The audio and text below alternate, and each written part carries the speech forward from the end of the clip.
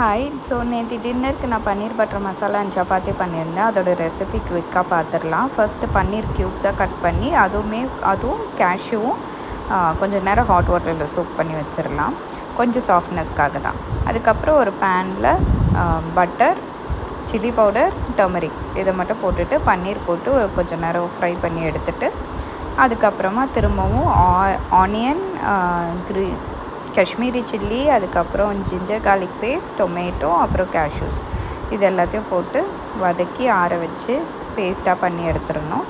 அப்புறம் திரும்பவும் பட்டர் போட்டுட்டு அந்த அரைச்சி வச்ச பேஸ்ட் போட்டு அதுக்கு தேவையான அளவுக்கு கொஞ்சம் தண்ணியும் ஊற்றிக்கலாம், கொஞ்சமாக cumin பவுடர், அப்புறமா கரம் மசாலா.